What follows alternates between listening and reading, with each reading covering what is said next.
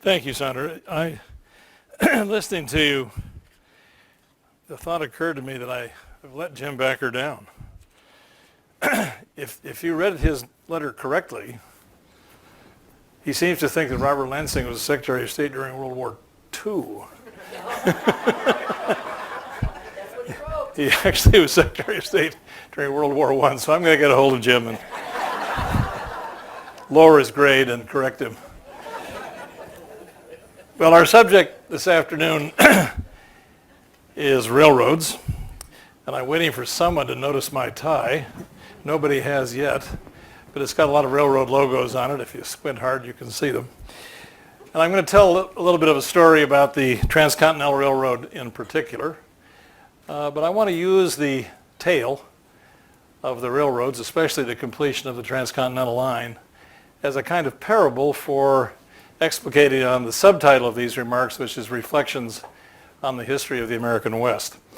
And most of what I know about this, I've learned in the last decade or decade and a half or so through my association with the Bill Lane Center for the American West here at Stanford, which I helped get started in approximately 2004, 2005. And we're now, I think, a very, very active program promoting, among other things, the Chinese Railroad Workers Project, about which you can see more outside and about which you'll hear more in just a moment. So, as with so many things of interest in American history, and especially with respect to this region, our story begins, for all practical purposes, in the Civil War. The Civil War made possible something that many dreamers and entrepreneurs had dreamt about for decades before the 1860s, was the construction of a coast-to-coast Transcontinental Railroad line. But disagreement between the southern and northern delegations in the Congress had paralyzed that idea for decades before the 1860s. But once the South left, was out of the Congress, northern delegates were now exclusively sitting in the Congress, it became possible to pass something called the Pacific Railroad Act. And that piece of legislation in 1862, under the Lincoln administration, is the real point of origin of this great project that we know as the Transcontinental Railroad. Within months of the signing of that act by President Lincoln, construction on the line began. It began first, interestingly, on the western end of the proposed line, in Sacramento, California to be precise, on January 8th, 1863. Governor Stanford overseeing the breaking of ground and the origin of construction in an easterly direction of the Central Pacific Line. More than 2 years later, actually after the armistice or the treaty ending the Civil War had occurred, in July of 1863, the Union Pacific Line began construction westerly from Omaha, Nebraska. And you can see here the general route ends in Sacramento, later of course extended to the San Francisco Bay Area, but the original line went from Sacramento to Omaha, or if you want to think about it the other way, from Omaha to Sacramento. And here of course is this iconic photograph by Andrew Russell, one of the several photographers who followed the project throughout the whole 2 or 3 year history of the construction of the railroad. Probably there's no more iconic photograph associated with the construction of the line than this one, which shows the moment on May 10th, 1869, when the wetting of the rails, as it was called, happened. And the 2 locomotives, the Central Pacific, which is actually on the right here, Central Pacific Line coming from Sacramento, and the Union Pacific Line coming from the east, met at Promontory Point, Utah on May 10th, 1869. Here's the Jupiter, the Central Pacific locomotive that you see in this photograph there with the very distinctive big funnel-shaped smokestack. Here it is. We think this photograph's taken when it was on its way to the May 10th, 1869 ceremony, but we're not 100% sure of that, but I think we could be allowed a little poetic license and let our imaginations work. On this, somewhere on board there, was Leland Stanford and his delegation on their way to this, what I'm going to call kind of kabuki theater ceremony, when they actually drove the last spikes and completed the line. So this is a It's a very symbolic, iconic moment in the history of this region, indeed the history of the country, when the Transcontinental Line was completed. So let's just revisit that morning, or that day, May 10th, 1869, when this photograph was taken and the Transcontinental Line was completed. Early in the morning, a Central Pacific crew laid down the last tie on the Central Pacific end of the line, that is the western side of the line. And that tie was made from, it was milled from a California laurel that had been harvested on the slopes of Mount Tamalpais. It had been polished to a high sheen by a billiard table manufacturer in San Francisco, and into it were drilled 4 holes to receive the 4, count them 4, not just one, ceremonial last spikes. So the tie was laid down, and there it glistened in the sunlight out there in the Utah desert. And then 2 crews came along, the Union Pacific crew from the east and the Central Pacific crew from the west, and they laid down the last rails on the tie. And just after noon, the 2 locomotives chugged up slowly to the meeting point. The Union Pacific number 119, that's there on the left, pardon me, in this photograph on the right, and the Central Pacific line called the Jupiter, with that locomotive, as you see in this photograph, on the left. An official brought up the 4 spikes, one made out of 100% California gold, one made out of 100% Nevada silver, one made out of Arizona blend of gold and silver, and then a second gold spike, the particular origins of which I'm not sure we know, just in case something happened to the first one. Leland Stanford stepped between the cowcatchers, or as they were then called in those days, the pilots, the apparatus in the front of the locomotive that was meant to remove debris from the track in front of the locomotive, and he gently tapped each of the ceremonial spikes with a silver-headed maul. He gently tapped them. He didn't drive them. He didn't undertake any such manly over-the-shoulder striking of the spikes. And after each gentle tap, each of those ceremonial spikes was swiftly removed, as was the laurel tie. We know where one of those gold spikes is because Stanford owns it. To the best of my knowledge, the other spike, 3 of the other spikes are still, their location is known. One of them is missing. I can't remember which one it is. And the laurel tie has long since disappeared. So even great moments like this, even despite people's best efforts to preserve physical artifacts to remind us of what happened, they go missing anyway. So this was ceremony enough, the governor tapping the 4 ceremonial spikes into that ceremonial California laurel highly polished tie. But more ceremony, more spectacular drama, you might say, was yet to come, because now an iron spike, that's the kind that you use in this business, an iron spike was put into the rail and above the tie below, of course. And Governor Stanford was handed a maul with an iron head, but to that iron head had been placed a copper sheet. And the copper sheet had a telegraph wire attached to it. And that telegraph wire ran westward back over the Central Pacific line all the way to San Francisco. And the iron spike also had a telegraph wire attached to it, and it ran back all the way easterly to New York. And when Leland Stanford touched the iron spike with the copper sheathed maul that he had in his hand, that closed the telegraphic circuit, and an instantaneous and simultaneous signal went off all the way from San Francisco to New York, announcing the completion of the Transcontinental Line. And by prearrangement, bells tolled and fireworks went off and bands hooted and tooted and so on and so forth. And to me, this is an augury of something, because it is, in a sense, it foreshadows what we all take for granted now as the internet. That is instantaneous communication across broad reaches of territory of events of supposedly common importance to all of us in our civic and other lives. So this was a moment of great celebration, to be sure, and it was celebrated in song and story then and after. A very famous California-based poet, Bret Harte, wrote a little bit of doggerel about this moment, and I'll share it with you. He's talking about the 2 engines meeting there, cowcatcher to cowcatcher. And he said he wrote the following. What was it that the engine said? Pilots touching head to head, pilots or cowcatchers, facing on the single track, half a world behind each back. Said the western engine, that's the Jupiter. Phew! You brag of your east, you do?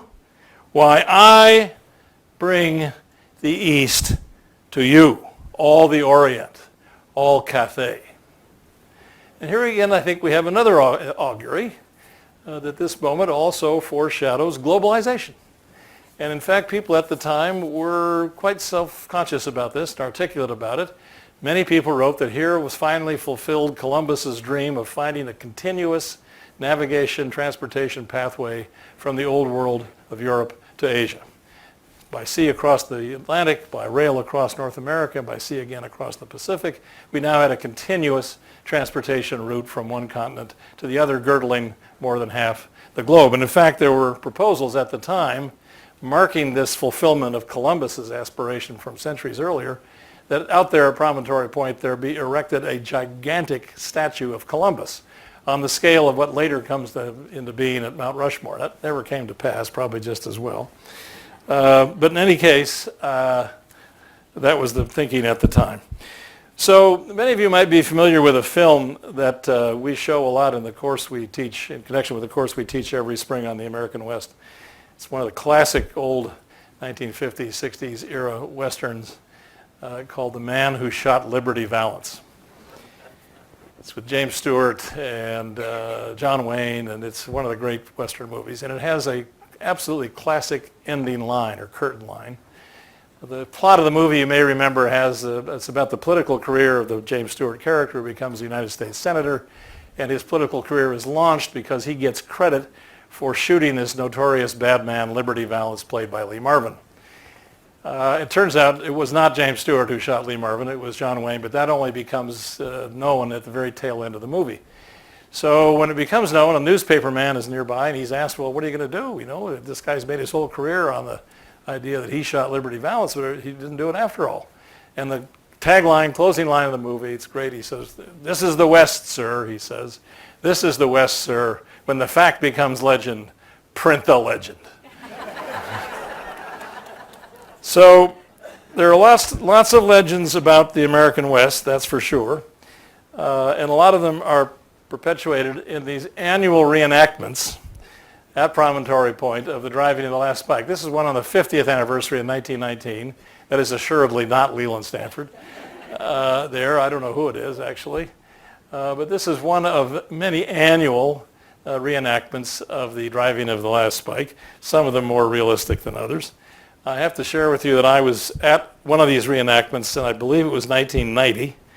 And it was not a day like this where you could be out in shirt sleeves. It was snowing and sleeting and the wind was howling even though it was May out there in the high desert. And it was an absolutely miserable occasion. And, but we all sat through it. We were a Stanford travel study group, actually. That's why we were there. And we did our best to stay warm and sit there through the ceremony. And finally the moment comes when somebody hands Leland Stanford the maul, the sledgehammer, and tells him to drive the spike. So the person doing the reenactment hands the maul to Senator Stanford, or Governor Stanford.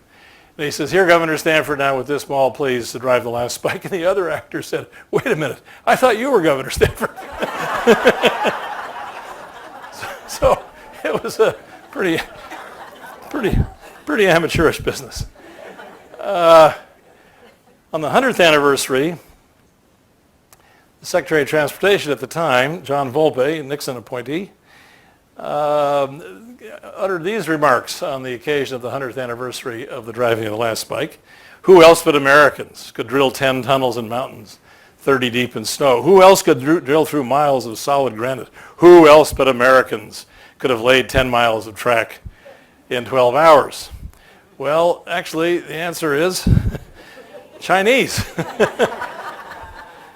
And this recent book by my history department colleague Gordon Chang, The Ghosts of Gold Mountain, is a heroic attempt in the absence of all the usual kinds of historical documentary evidence to tell a coherent story about what the Chinese labor was all about in the construction of the Transcontinental Line.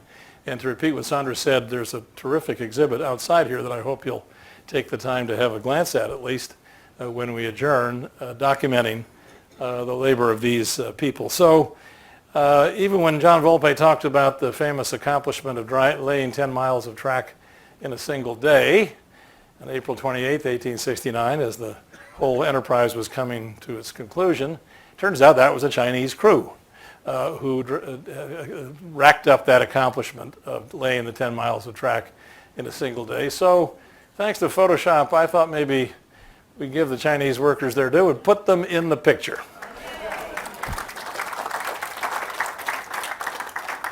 Now, to be sure, despite the way that moment on May 10th, 1869, the completion of the line, has been put to a lot of mythological and iconic use, some of it historically verifiable, some of it not quite so much so, there's no denying that this was an impressive achievement of political as well as engineering imagination and daring to drive that line of trackage halfway across the continent, from mid-continent out to the Pacific coast.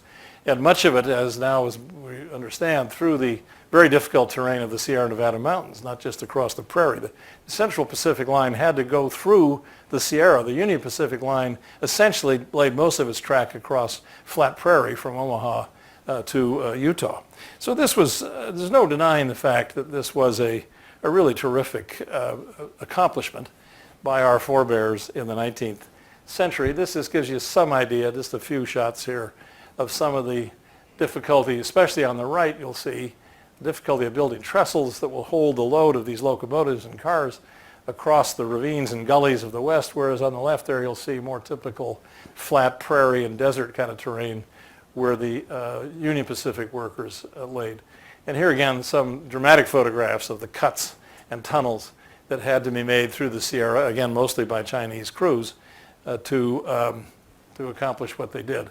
And more here on the left, and there's, I'm not sure if this is the Jupiter again on the right, but it's a locomotive, of course, built to the same specifications, as you can tell by that very characteristic smokestack.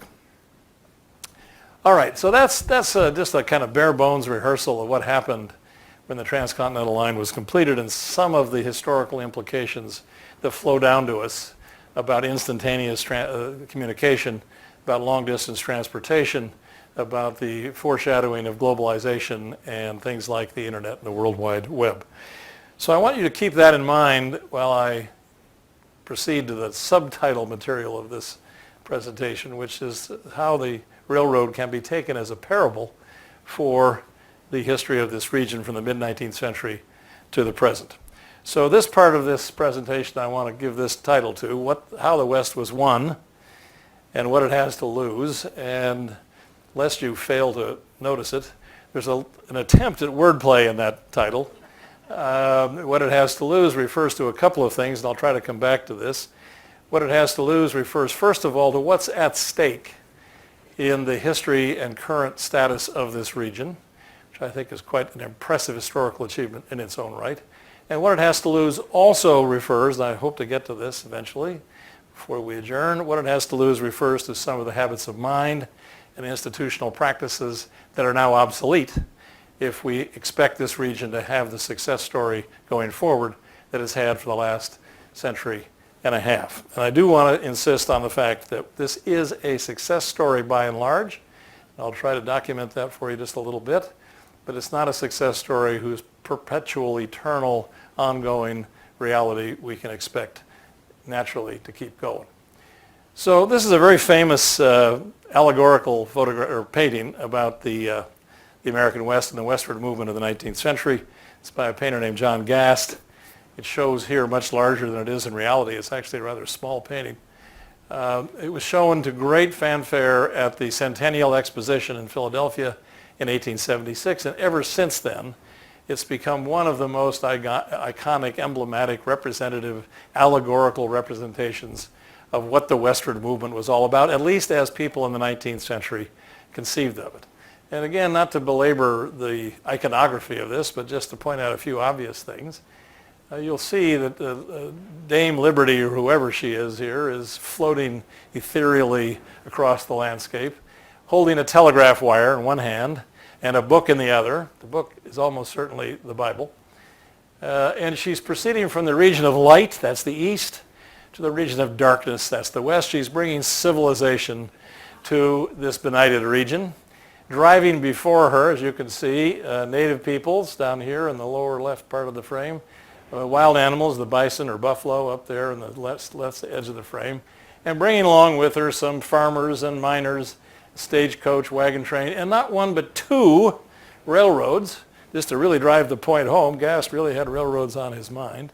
And that represented a 19th century version of what the Westward movement was all about, taming the West, bringing the West under human dominion, bringing civilization to this otherwise benighted, underpopulated or populated only by native peoples whose aspirations were not to be taken terribly seriously in this view. And that really encapsulates what was a dominant cultural trope for understanding the Westward movement. And indeed, that teaching about the American Westward movement in that way has persisted in a lot of American history classrooms well down into the late 20th century. So trying to keep that in mind, that's what some of our forebears thought was going on here as the West was settled and populated. But I want to try to get a little more granular about this and tell you a slightly different story than the one that is encapsulated in this famous image. So I've said this was a success story. It's a success story, the settling of this region, or the history of this region. Success especially since World War II. If there's any big inflection point in the history of this region after the mid-19th century, it is the Second World War. So let's just take some rough and ready indexes of what we mean by success, if we're going to call this a success story. The first, obviously, should be demographic. Where do people live? And where have they been moving? And where has population been growing the most rapidly in the last 3/4 of a century? And this map sums it up. Between the end of World War II, first census after World War II in 1950 down to 2016, you can see the fastest growing parts of the country have been in the West and to a degree in the Southeast. But growth in the West has been way more vigorous than everywhere in the Southeast, with the possible exception of God's waiting room down there in Florida.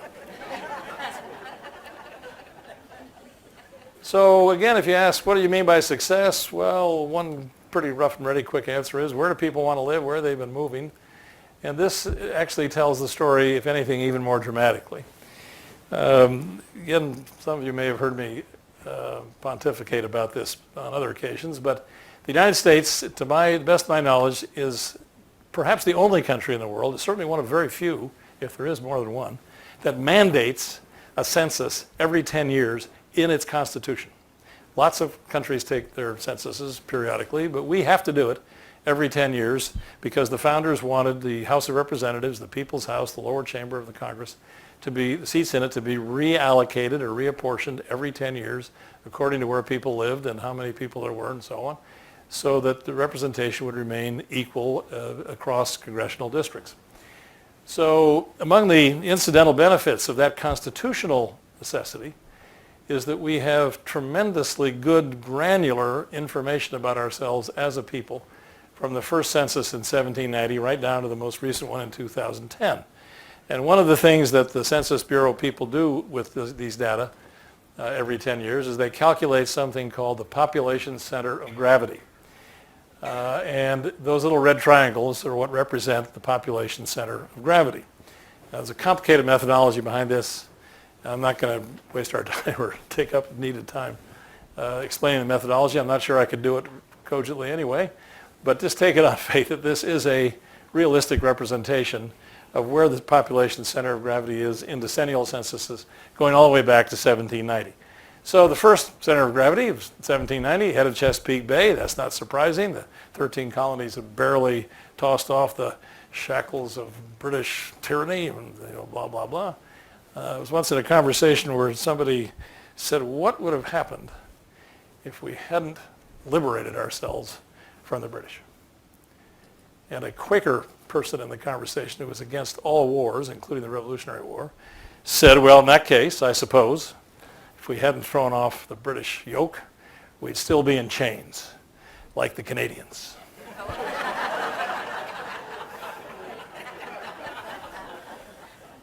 So, this is a schematic map, obviously, but it tells a very big story.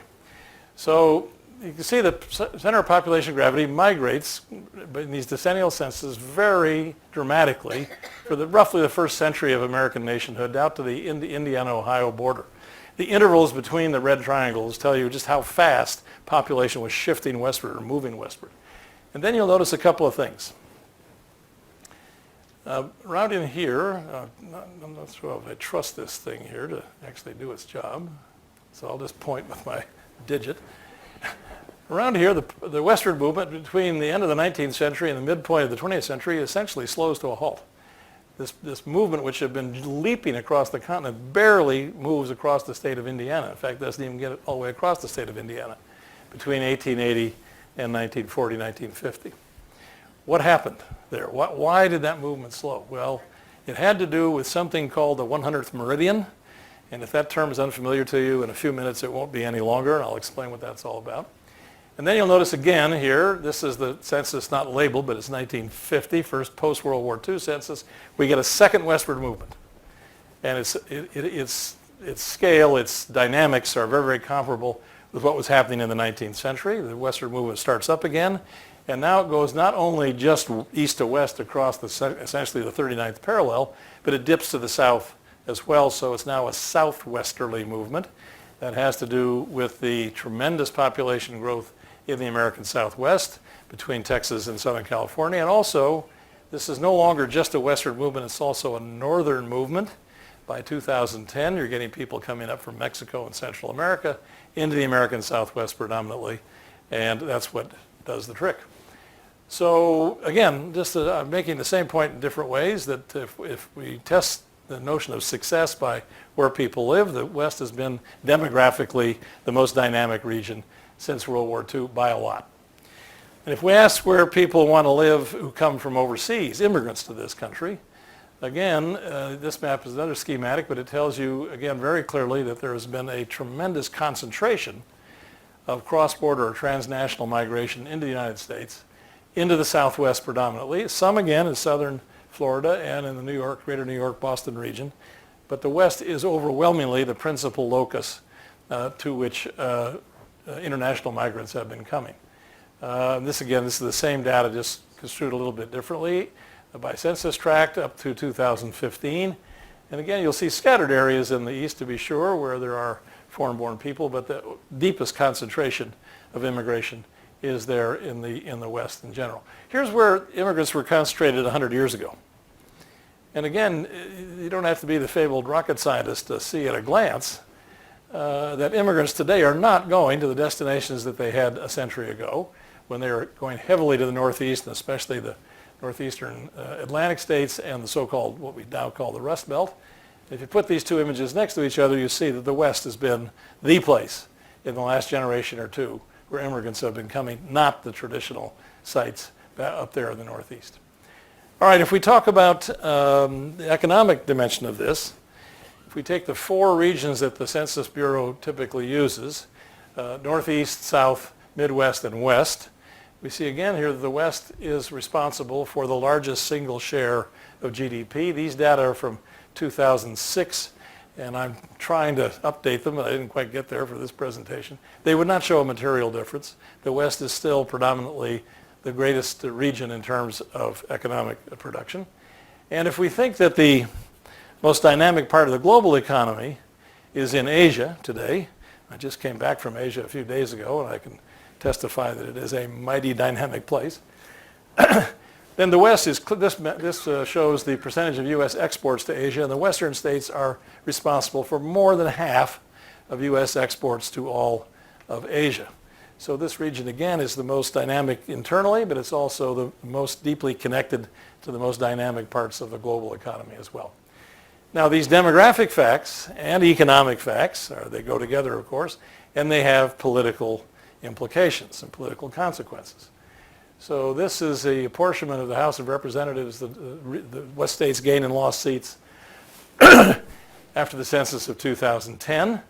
And you'll see here again a little bit of action in the Southeast, but again it's the West, particularly Texas, which gained congressional seats and therefore gained electoral college votes in the 2010 reapportionment. A couple of things to note here, just a little more detail.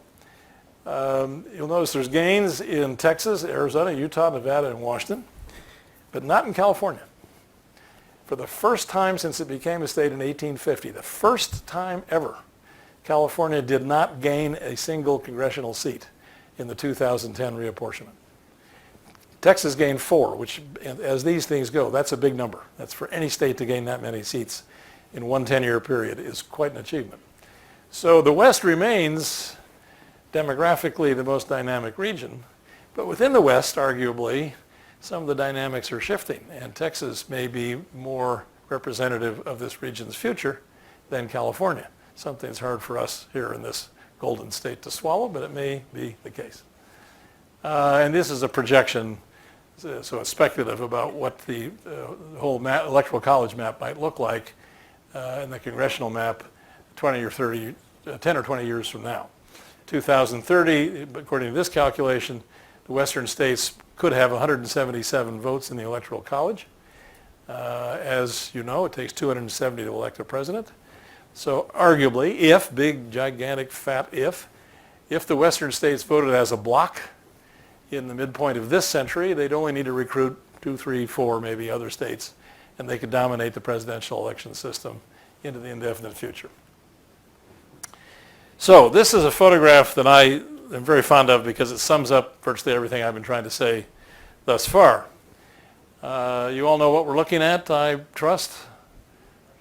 It's a presidential inauguration, and it's hard to see because of the scale of things, but the person being inaugurated is standing down here with his back to us, and if even from the back, from the hairdo, you can tell who it is.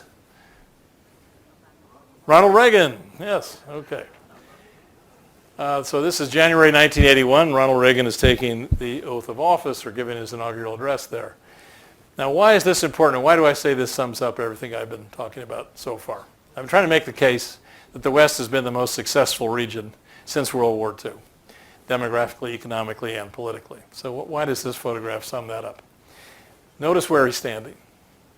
He's looking down the mall to the Washington Monument, and beyond it, you can't see it here, the Lincoln Monument.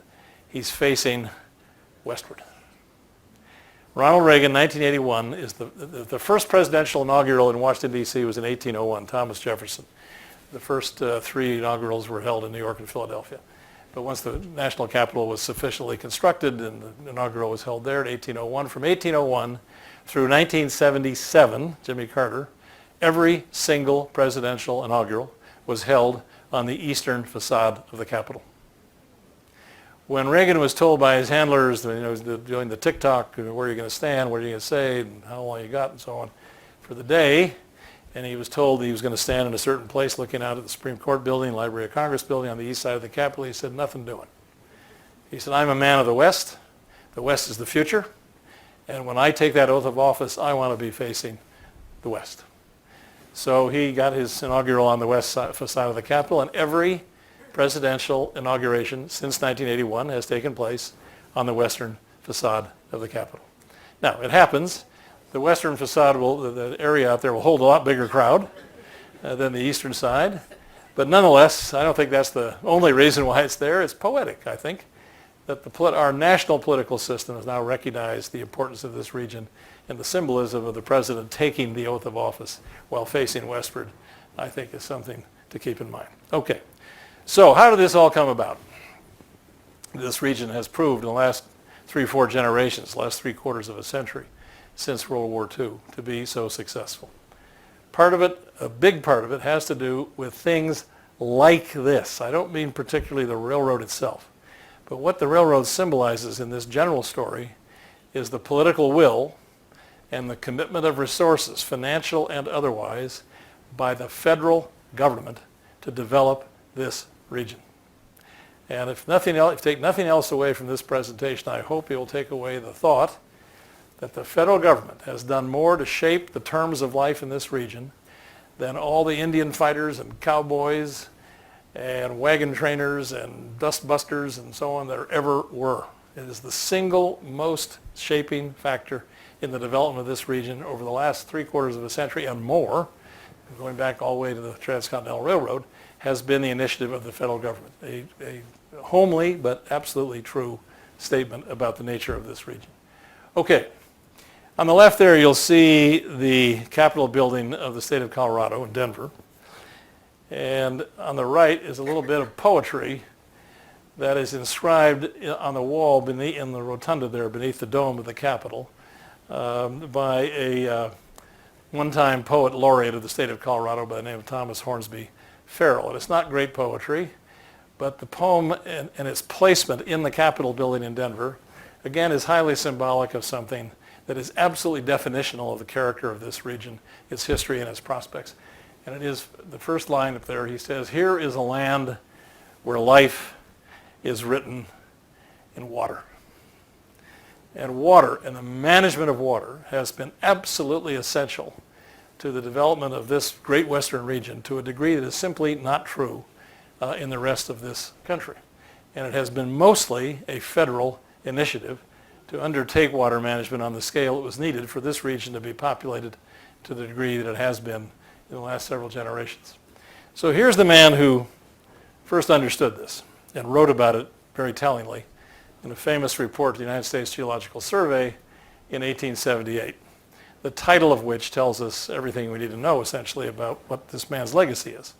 It's John Wesley Powell. You can see here, not in the left-hand photograph, but in the right photograph, you can see the empty sleeve. He was a Union officer at the Battle of Shiloh.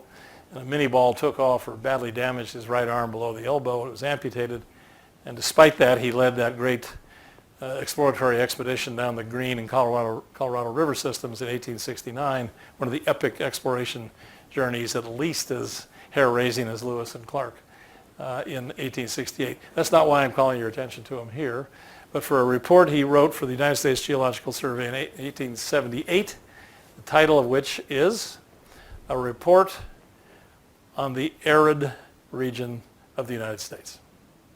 And the word arid is the one I want you to focus on there, because Powell knew what people were only dimly beginning to understand, that the geographical, topographical, and meteorological characteristics of the West were different, radically different from the humid eastern half of the continent, and that fact had to be acknowledged and recognized and managed if the western region were ever to be populated and developed on a scale that approached what had happened in the first 100 years of national existence, the eastern side of the continent. So here's what Powell knew.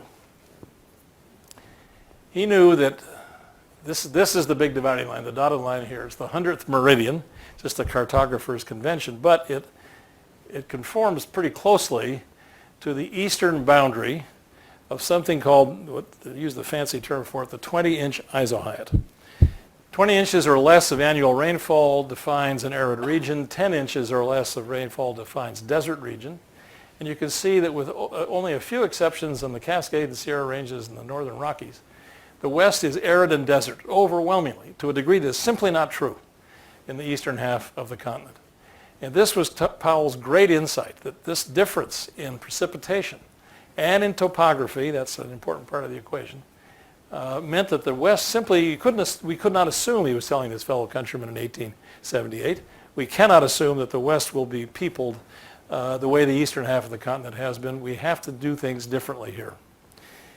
And here is a map of the West that Powell drew up, in which the premise of it was that the eternal management of water in the West would be so necessary that the path of wisdom was to define jurisdictional boundaries, state boundaries, ideally state boundaries, according to hydrological boundaries or watershed boundaries. And this is the map that he proposed be the map of the western United States. That all these different colored regions, he said, should be individual states, or as he called them, water commonwealths, in which the political authorities would have the capacity to organize, manage, allocate water, because this was going to be permanently necessary in this region, and it made sense to align political jurisdictional entities with the hydrological and physical realities on the ground. Now, we look at this today and we chuckle because we know the West doesn't look anything like this. In fact, this is the West that we got. And I want to call your attention to a couple of things here. First, here I'm going to give myself a little poetic license. Once we cross the 100th meridian, It runs right down through the two Dakotas and down through the intersection of the Texas and Oklahoma panhandles, right down the middle of the country. Once we cross to the sunset side of the 100th meridian, the left or west side, we're in the region of what are sometimes called the square states or the rectangular states. You'll notice those boundaries are drawn with geometric precision in the western states to a degree that is not true by and large in the eastern states. And again, here's Powell's map of what the West was supposed to look like if he'd had his way. Here's the map we actually got. And the geometrical tidiness, the rectangular rigidity of those jurisdictional boundaries in the West, and here's the poetic license, seems to me to make, poetically speaking, metaphorically speaking, a kind of statement like, we 19th century humans who drew up all these boundaries here, we are determined to bring this Western landscape under human dominion and our control, come hell or low water. And we don't care what Mr. Powell thinks about hydrological realities. We are going to put our stamp on this region with geometric precision as a way of showing the region what we can do. And that bespeaks something. This is poetic. I don't think anybody actually said this, but it is, I think, a kind of poetic testimony to the determination of our 19th century forebears to bring this land in the western United States under human dominion, according to their own designs and ambitions, and with scant reference to the actual physical and hydrological realities on the ground. So that's one thing to notice about this map. A second thing, and here I'm dropping the poetic license approach to this altogether, just empirically, these little red maps inside every state that replicate the shape of the state in which they sit. They represent the percentage of land in any state owned in this day and age, 2019, by the federal government. And again, definitionally, there's a difference between the eastern and western United States. When we ask our students in our class every spring to think about the question, what defines the West? Well, it's the left-hand side of the continent, okay. It's the dry region, okay, that's true too. It's the place that was settled last, okay, that's true too. But there's another characteristic. It's the place where the federal government has maintained a huge presence in the day-to-day life of the region in a way that's simply not true in the eastern half of the continent.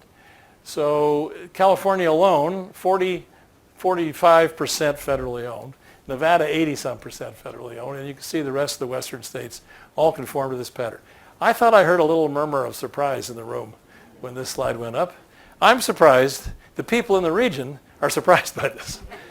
When I talk about this in other places, like I just did recently in China and in the East Coast and so on, people are legitimately surprised because what do they know? They don't live here. But this is a fact. This is a deep fact of life that we ignore at our peril if we want to understand what are the dynamics of this region historically, what's its current situation, and what the future might hold. The federal management of water. And here's the guy who made this operational. His name is Francis G. Newlands. There he is on the left as a young man in San Francisco, on the right as a United States Senator in the early 20th century. Now, it's interesting to me that Newlands has a Stanford connection. And it's a really, again, kind of poetic one. In his young days in San Francisco in the 1870s, 1880s, Francis Newlands was the president of something called the Spring Valley Water Company. And the Spring Valley Water Company was in the business of supplying water to the city of San Francisco. And it built a number of impoundments and dams in the greater Bay Area to capture water and get it up to San Francisco. And among the things that Francis G. Newlands Water Company built in the 1880s was the Searsville Dam, now out at Jasper Ridge Biological Preserve. That was built by the Spring Valley Water Company when Francis Newlands was running it. So what I'm going to argue is that there's a kind of an apostolic succession or genealogical through line that runs from the Searsville Dam right here on our own campus, right down through all the great dam projects in the West, thanks to this man, Francis G. Newlands. So he goes to the Senate, and in 1902, he manages to get the Senate to pass something that's variously called the Newlands Act, for obvious reasons, more scientifically or precisely known as the Reclamation Act of 1902, which creates the Bureau of Reclamation, the first federal agency of any consequence adequately funded to undertake enormous engineering projects on Western rivers in order to capture water, impound it, capture it where it falls, which is mostly as snow up at high mountain levels, which are unsuitable for agriculture, large-scale human habitation, save the water over the wet season, and then deliver it in the dry season to altitudes and places where it can be used for agriculture and human habitation in large urban settings and so on. Newlands is the guy who essentially realizes the vision that John Wesley Powell had 30 or 40 years earlier about what was necessary if the West were actually to be developed on anything like what we know as its present scale. Here's the very first Bureau of Reclamation project. It's on the Salt River in Arizona. This is what it looked like when it was first built. If some of you from Arizona or been there, it doesn't look like that today. It's been upgraded substantially. But it began this process through the Bureau of Reclamation, later accompanied by efforts by the Corps of Engineers to build huge dams across every major river system in the American West. Here's the most iconic of them all, Hoover Dam, another Stanford connection with Herbert Hoover. Comes online in 1935 across the Colorado River with Arizona on the right, California on the left, and Lake Mead behind it. And I'm sure you've all seen this image a zillion times. It's the most famous dam in the West, I'm sure. But I want you to keep something in your mental inventory for a few minutes, and that is this little cuticle of white around the edge of Lake Mead, which is the name of that impoundment behind the dam. It's called the bathtub ring, and it happens when the water comes into contact with the canyon walls, it leaches out calcium carbonate, which is that white stuff, and then when you draw water out of the lake, it exposes a little bit of that surface area up on the canyon wall, and the calcium carbonate forms that so-called bathtub ring, and that's why it's there. And just try to keep that in mind, or I'm going to come back to that. And just very briefly, I'll just give you a kind of a quick run through some of the major dams in the western region. This is Grand Coulee Dam on the Columbia River in my home state of Washington. That's over a mile from one bank to the other. It's an absolutely enormous project, comes online in 1941, produces most of the hydroelectric power that produces the plutonium that produces the Nagasaki bomb, among other things. And it transformed the Pacific Northwest from a mostly backwater agricultural region into a powerhouse economic manufacturing and high-tech region by the early 21st century, along with all kinds of other dams on the Columbia system. Here's Bonneville Dam, a little lower down on the Columbia. Chief Joseph Dam, also on the Columbia. Hungry Horse Dam on the South Fork of the Flathead. Hell's Canyon Dam on the Snake. Glen Canyon Dam above Hoover Dam on the Colorado. And again, this is the consequence of these irrigation and hydro projects. That if you ask where does irrigation happen in the United States, this map tells us. Some happens in the rice-growing regions of the Mississippi Delta. Again, Florida's a little bit an exception down here, some irrigation down there. Not because they lack water coming naturally from the heavens, but because they have to control and manage the water for crop cycles. But the major region where irrigation happens, again, no surprise, it's the arid region. It's John Wesley Powell's region. It's Francis Newland's region. It's the West. Acres of irrigated harvested cropland as of 2002. Again, with the exceptions of Florida and the Delta, it's the West. Hydropower, again, forget the upper right-hand corner, that's in Canada. Where are the major hydropower installations in the United States? They're in two places, essentially. The West in the Cascades, Sierra, and Upper Rocky Mountain region. And here, guess what's there? Tennessee Valley Authority. Also a federal project. So California today gets roughly 19% of its energy from hydro. Oregon gets over 40% of its energy from hydro. Washington State gets about 70% of its energy from hydro. British Columbia gets almost 90% of its energy from hydro. Again, this is because of the topographic qualities of the western region where you can capture water up high and then capture its energy as you bring it down to a lower altitude to drive turbines to make electricity. And this, again, just schematically, this is the dam system on the Columbia River system going all the way up into Canada. Here's the Colorado River Basin, the 7 states that are involved in that. And California itself, of course, is a single state, but with tremendously expensive infrastructural investment by both federal and state government to move water around in this state. So that's why the West has developed the way it has. It's not exactly the way John Gast and other people in the 1870s foresaw. They could not imagine the technological developments in the realm of engineering that made those kinds of infrastructural developments possible on the scale they did. There's another sidebar to this that I just indulge myself a little bit and share with you. It's another Stanford connection. You couldn't build dams on that scale until somebody invented something called reinforced concrete. And the guy who invented it was a British engineer by the name of Ernest Ransome. And one of the very first buildings he built with reinforced concrete was the Stanford Museum, which actually was one of the very first buildings to go up on the campus.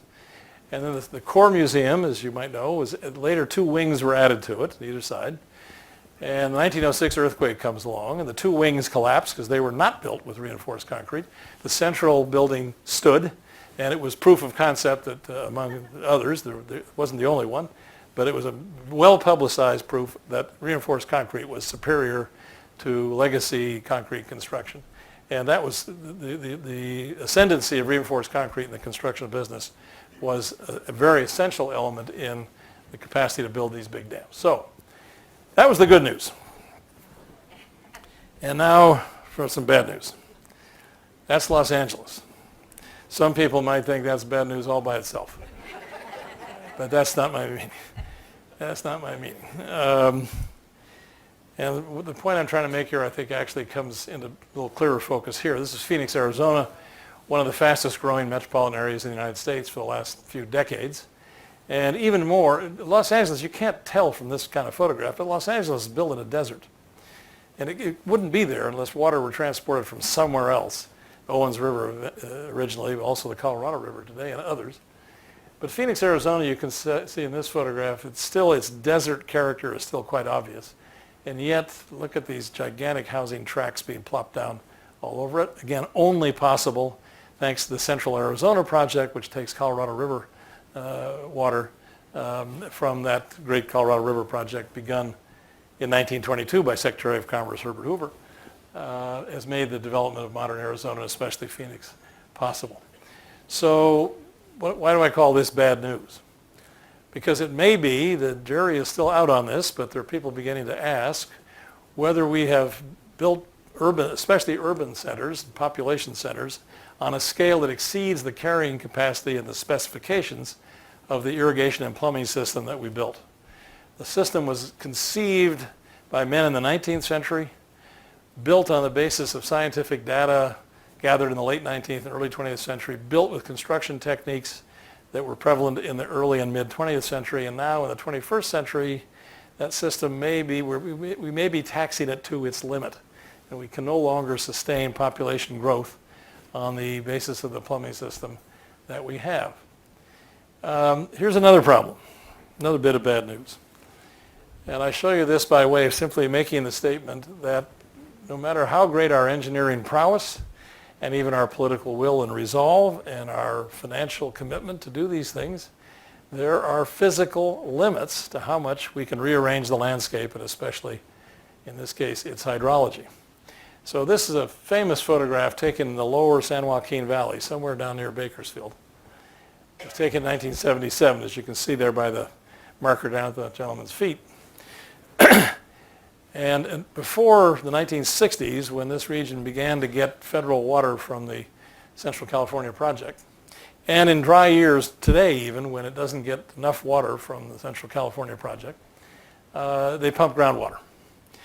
And the geological formation is such that when you, in this particular area, when you pump groundwater, the aquifer, the area around it, begins to collapse on itself because it's made up of a lot of loose rock formations. And the aquifer actually fills in with dirt and sand and stone and so on. And when that happens, of course, the surface of the earth settles down as well. So if you look up there at the top of that utility pole, you see 1925. That's where the surface of the earth was in 1925. And you see where it was in 1955 and 1977. So again, more poetic license, but this is as if Mother Earth is saying to us, you might push me around and rearrange me, but I'm going to push back. and I'm going to collapse the surface of the earth, and that's going to bust all your bridges and highways and gas lines and water lines and all the rest of it. And this can't go on forever. And that aquifer, we think, will never, ever be recharged. It cannot be recharged because the spaces down there that held the water are now essentially solid. Okay, here's another complication. And this has to do with changes in our, what I'll broadly call our scientific and cultural attitudes toward the environment, and changes that began to really be apparent in the culture and in our institutional and legal arrangements sometime in the post-World War II era, often dated to the publication of Rachel Carson's Silent Spring in 1962, if you want to take an event to kind of mark the date, when we began to understand, to a degree we hadn't before, the fragility of the biosphere, and we began to legislate in this country protections for the natural environment. Much of that legislation in the Nixon administration, the Clean Water Act, Environmental Protection Act, creation of the Environmental Protection Agency.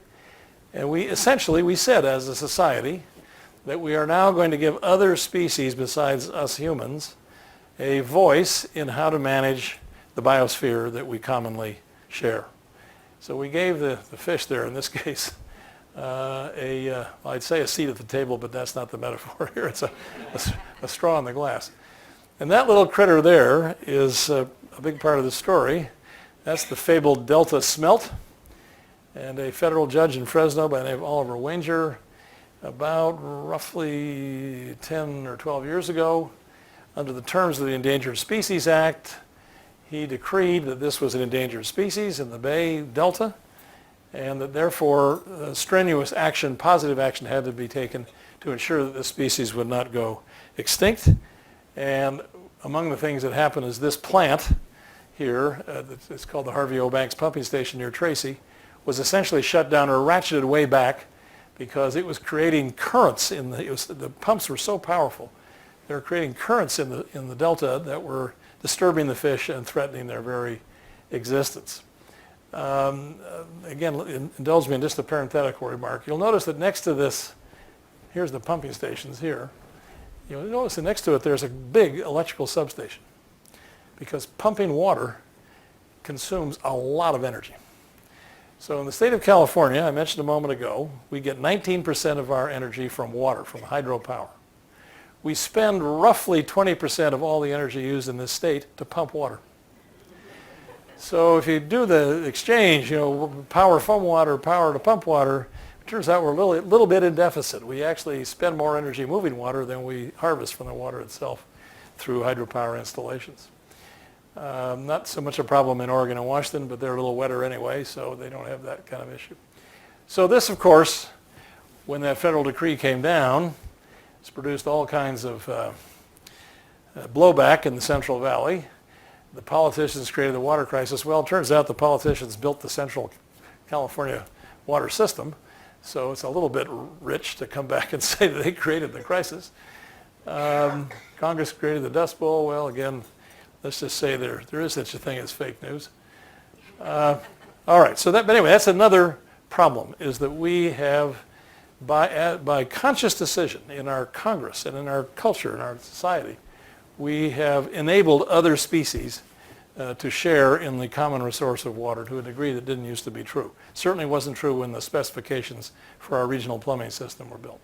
All right, what about climate change? I ask you to keep this picture in mind. I'm doing you a favor, Sid. You don't have to remember it. I'm showing it to you again. And that little cuticle of a bathtub ring around the lake. Well, this is what Lake Mead looks like today. That cuticle has become a great white calcium carbonate cliff. And boats that used to be afloat are now stuck in the mud. And docks that used to be on the water are now docks to nowhere. And this one makes it point even more dramatically. So, and here again, and again. So I just pulled these data up today.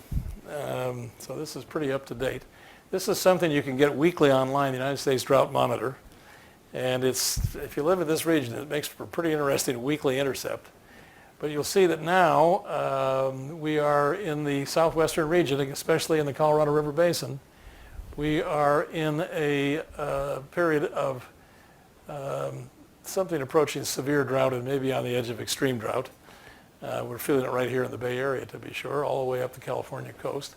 And you see here the Lake Mead water level. Where it was in 2013, the surface of the lake was a little over 1,120 feet. It's now down to about 1,075 feet. 1,075 feet at Lake Mead is the critical threshold. At 1,075 feet, if the lake drops to that level, it's less than 10 feet away from it now, having lost something like 40 feet or more in the last few years. If it goes to 1,075, then there are automatic water rationing restrictions all over the Southwest. 40 million people in the Southwest depend on Lake Mead for their water. And if it goes to, on the original design specifications of the dam, if the water level goes to 1,050, there's no more electricity. Now, there's been some retrofits. They now think they can produce some electricity down to a water level of, if I remember it correctly, is 980 feet. But again, given this pattern, it's entirely imaginable it could go to that level as well. We lose all the electricity power from Hoover Dam and lose most, if not all, of its irrigation and water supply. This is not science fiction. This actually could happen. And it's because of climate change in the upper river basin. And I'll show you here a little more precisely. This is the snow water equivalent in the snowpack throughout the western ranges from 1950 to 2000. Again, the pattern is clear. Wherever there's red circles, there's less water in the snowpack than there used to be at historical average levels. Only a few exceptions to that. So there's less water regionally, period, in the snowpack. And then this is a little bit wonky, but it's an important point. This charts the timing of the beginning of the spring runoff. And again, these data are from 1950 to 2000. And again, where it's red, you see there is the spring runoff happens earlier and with less water. This makes it even more clear that overwhelmingly in the West, all the way up into Alaska, in fact, thanks to climate change, the spring runoff is coming earlier. Now, this is, again, quite a technical subject, but the easiest way to think of it is that the earlier the snow melt comes off the mountainside, the longer is the dry season. And the longer the dry season, the more water you need to have impounded in order to service all the people that need it over the dry season. The dry season is now longer than it used to be, and there's less water in the snowpack to begin with, so it's a double whammy. You got less water, it has to extend over a longer period of time to be of use. There's a corollary to this, which we're all too familiar with in this state in the last several years. In late snowmelt years, historically much later than they have been recently, there's relatively few fires and they're relatively small. In earlier snowmelt years, as you see here on the right, there's more fires and they're a lot bigger. So we not only have a longer dry season, we have a longer fire season. In fact, there are people at CAL FIRE who now say there's no such thing as a fire season. The whole year is a fire season. There's not really much difference between January and July. All right, I'll wind up here with this photograph. This is a very bad taste photo, a photograph that was published in bad taste.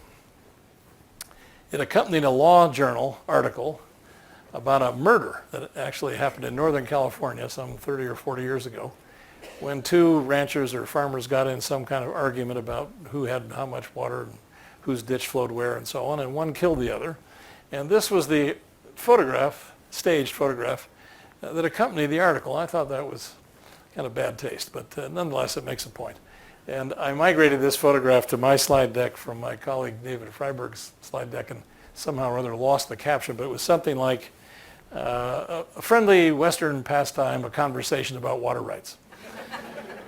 So this is an old story. It goes back at least to Frederick Remington, 1903, a famous painting, The Fight for the Water Hole. Since John Wesley Powell's day, we've known that conflicts over water and water allocation are going to be more intense in this region than they were in the historically humid East. Mark Twain supposedly said, in the West, whiskey is for drinking and water is for fighting over. And that's been our practice. So again, thank you, Photoshop. We've complicated this historic story by introducing claims on behalf of other species. I didn't put the delta smelt in there because you couldn't see it at this scale. That's a little bit of my homage to my native region in the Pacific Northwest. It's a salmon. And then if that weren't complicated enough, we've introduced climate change as well, and there's the devil's own dilemma about how we're going to manage the future of this region. So I'm going to end there, but just to go back to my subtitle about what the West has to lose.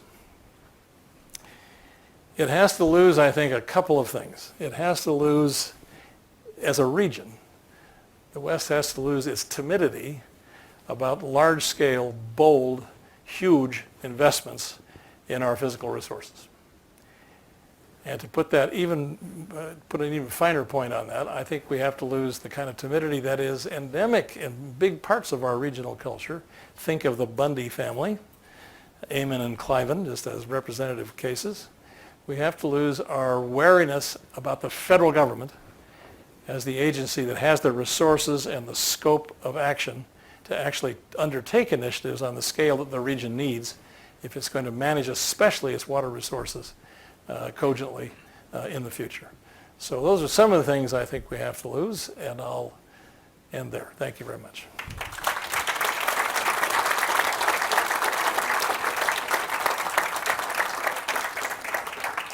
So my handlers have told me we have some time for Q&A, comment, counter-argument, and Larry Horton has the mic, and I guess you both have a mic.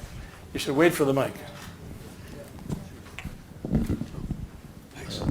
Should I start? Go ahead. Or should I start? Well, you've hit on obviously a major concern, which is how to manage the resources themselves, but they are also limited, and the water is going down. So there's a limit to how far you can continue to manage and drain and put up dams without destroying things that we hopefully don't want to destroy. The other manageable resource is people. It's the development. And this is an area that few politicians have wanted to deal with, to put federal constraints on growth in Tucson, on growth in the bedroom communities that we have here in the Bay Area. But in many ways, this is a more manageable constraint. It'll be hard to draw them back. They certainly could be stopped. Your thoughts? Okay, since you've spoken frankly, I'll speak frankly in response. I think it's politically, and I dare say, just to deepen the argument a little further, morally questionable whether you can stop people living where they want to live. Things can happen to make it less attractive to live in a certain place, but to actually stop them, to say, no more, pull up the ladder, nobody else gets to live in the Bay Area or Phoenix, wherever it might be, I think that's quite a challenge. That's number one. Number two, something I should have mentioned, so thank you for giving me the opportunity to mention it now. If we're talking about water as the critical resource, and I believe it is the critical resource, something that's important to note about it is that 80% of the managed water in the region is used in agriculture. So if we're going to talk about ways to use a shrinking, or certainly not an expanding water supply more efficiently, the sector we need to look to is agriculture. And we need to get out of crops that are highly water consumptive. It's already happening a lot in Central Valley and in Arizona. We don't grow nearly as much cotton as we once did. And we don't grow nearly as much alfalfa as we once did. Those are hugely consumptive of water. So we need more of that. We need more efficient use of water in agriculture.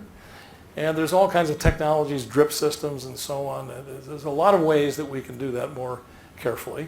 California, just about 2, maybe now 3 years ago, legislated something called SGMA, the Sustained Groundwater Management Act. California thus became the last state in the western region, the last of 17 western states, to legislate regulatory rules that are conjuncted between groundwater and surface water. So there are hydrological connections, but they weren't recognized in any kind of regulatory regime in this state until just recently. And this is so dicey a thing to do that it's going to be, I think, until 2040 before all the rules and systems are fully put into effect. But that's another region or another area where technological improvement, locating places where you can store water underground, where you can recharge aquifers, which ones can be recharged, which can't. There's a lot of progress there potentially. So I'm optimistic that we can still allow people to live where they want to live if we manage water, especially in the agricultural sector, especially there, more carefully. Somebody, it might have been Dick Cheney, it's the kind of thing he would have said something about conserving water at home, you don't brush your teeth every day or whatever you do. He said that's virtue signaling and, it makes you feel good, but it actually doesn't make a dent. That's true. I do it in my household. I'm sure you all do too. I only bathe once a month now. No. It is virtuous, but you're only chipping away at the minor part of the whole problem. Do you see desalinization as a big part of the future? Oh, I should have laid the bet. I usually lay a bet with somebody that question will come up within at least the first 3 questions, and I just won. No.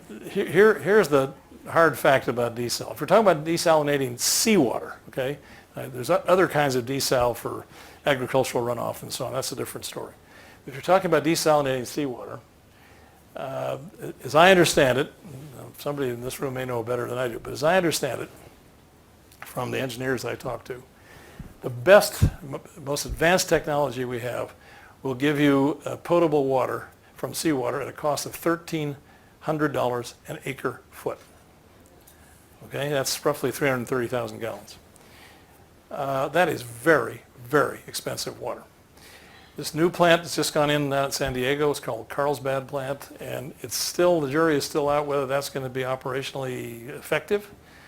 And it's only for a municipal water supply, mind you. Santa Barbara put in a plant about 10 or 12 years ago at huge expense, and the expense of that is still in the ratepayer's base, and it's never been operational because it's too expensive to run it. So using desalinated water from seawater for agricultural purposes at the scale you need for agriculture is almost unthinkable given the price of it. It can be used locally to supplement municipal supplies or to be used in drought crises and municipal settings, but to use it at the scale we would need to irrigate the Central Valley, for example, absolutely unthinkable. And then there are other issues, because when you desalinate, you've got this sludge or salts left over. You've got to do something with them. If you put them back in the sea, right where they came from, they'll change the acidity of the sea itself. That's happened in the Red Sea, for example, to a degree that's quite alarming. Or you got to haul them off somewhere inland, and then you got a waste disposal problem. So it's not the solution that a lot of people were hoping it would be. Yeah.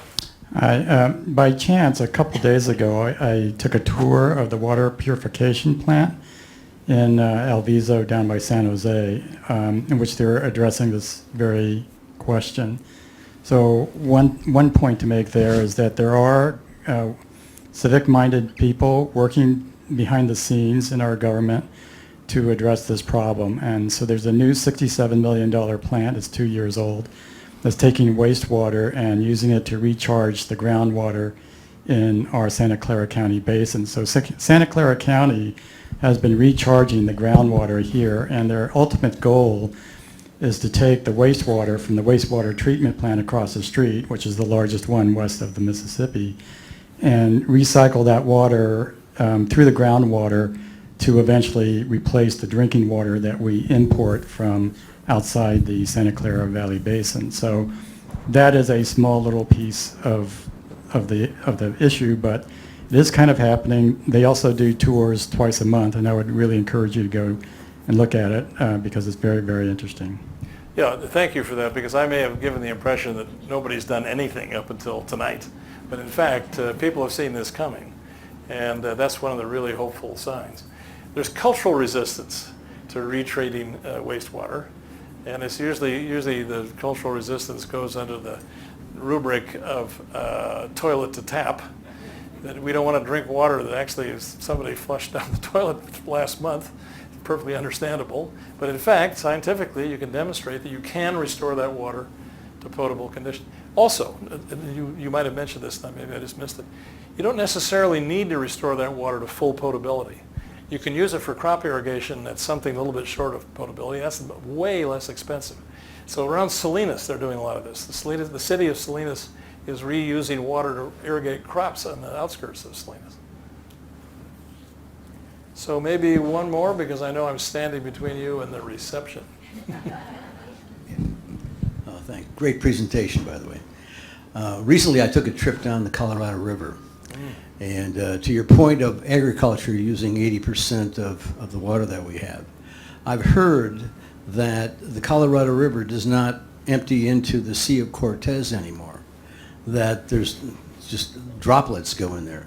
I wasn't able to clarify that when I was there, but No, I can clarify heard it for that? you. It's true, yeah. Oh, it's true. Yeah, there's something called the law of the river, which is an accumulation of compacts and court cases and treaties and so on that govern the allocation of the Colorado River.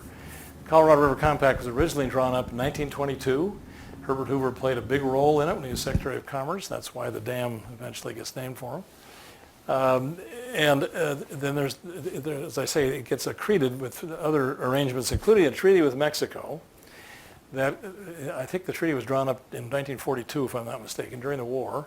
We were trying to make nice with Mexico. And we allocated to them 10% of what was estimated to be the average annual flow of the Colorado River, which was estimated at 17 million acre feet a year. It's, to my knowledge, it's never produced that level. But we're obligated to give Mexico 1.7 million acre feet a year. I don't think we've ever done it. The river dries up before it reaches the sea, essentially.